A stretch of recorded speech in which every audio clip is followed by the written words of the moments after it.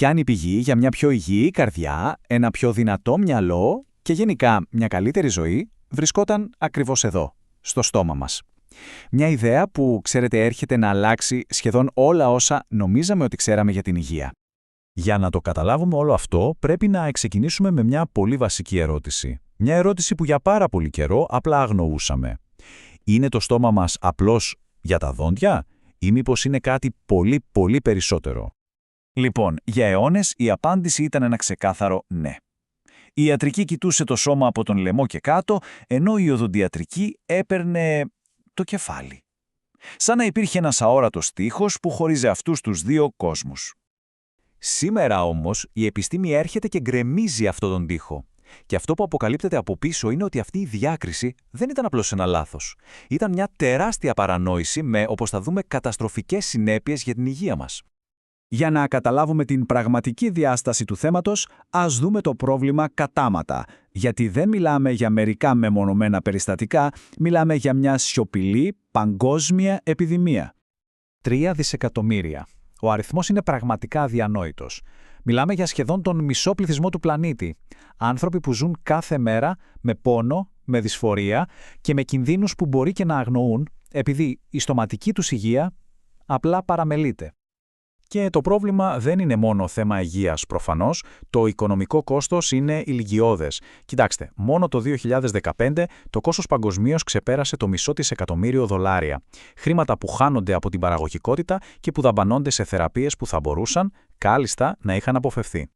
Και αυτό μας φέρνει σε ένα πολύ κρίσιμο σημείο. Γιατί, όπως τονίζει και η έρευνα, η στοματική υγεία δεν είναι κάτι το τυχαίο. Αντανακλά στην πραγματικότητα βαθύτερες κοινωνικές ανισότητες. Είναι, θα λέγαμε, ένας καθρέφτης της κοινωνικής θέσης του καθενός.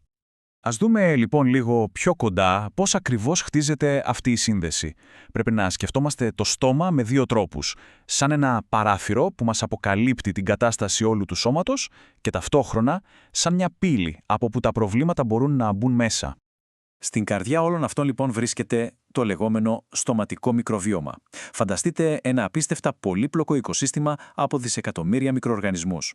Όταν αυτό το σύστημα είναι σε ισορροπία, μας προστατεύει. Αλλά παράγοντες όπως η κακή διατροφή, το στρες ή η κακή υγιεινή το διαταράσσουν και τότε μετατρέπεται σε εχθρό. Και κάπως έτσι ξεκινάει το ταξίδι των προβλημάτων. Τα παθογόνα βακτήρια από φλεγμονές στα ούλα, όπως η περιοδοντίτιδα, καταφέρνουν και δραπετεύουν, μπαίνουν στην κυκλοφορία του αίματος και από εκεί ταξιδεύουν σε όλο το σώμα, πυροδοτώντας παντού μικρές χρόνιες φλεγμονές. Και οι συνέπειες αυτής της χρόνιας σιωπηλής φλεγμονής είναι πραγματικά ανησυχητικές.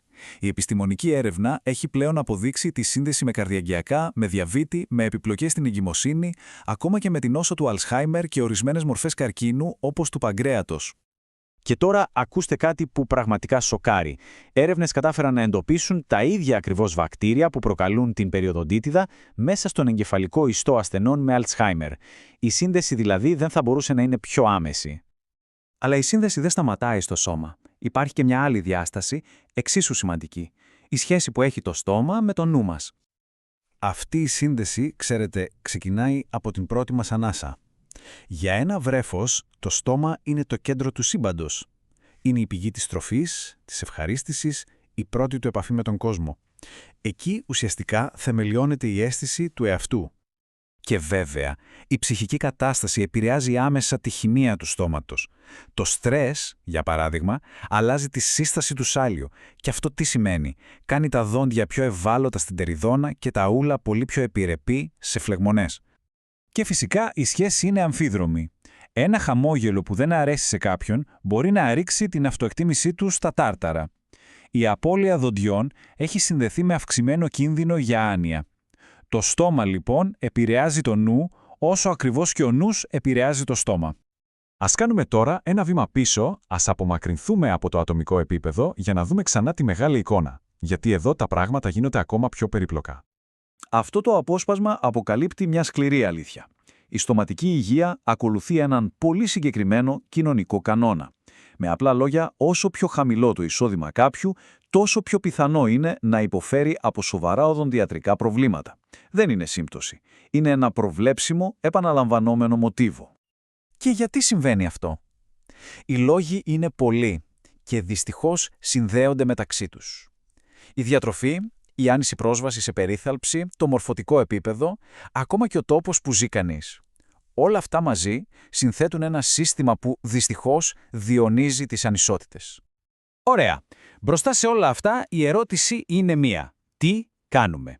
Και η απάντηση δεν βρίσκεται σε μια νέα οδοντόκρεμα. Βρίσκεται σε μια ριζική αλλαγή του τρόπου που αντιλαμβανόμαστε την ίδια την υγεία. Η καρδιά του προβλήματος είναι αυτή. Το σύστημα είναι σπασμένο. Αντιμετωπίζει τη στοματική υγεία σαν ένα απομονωμένο νησάκι, ενώ στην πραγματικότητα είναι μια κεντρική, βασική ήπειρος της συνολικής μας ευεξίας.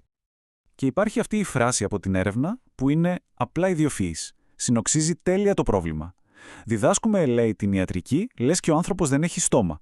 Και την οδοντιατρική, λες και το στόμα δεν ανήκει σε έναν άνθρωπο. Είναι η απόλυτη αποσύνδεση.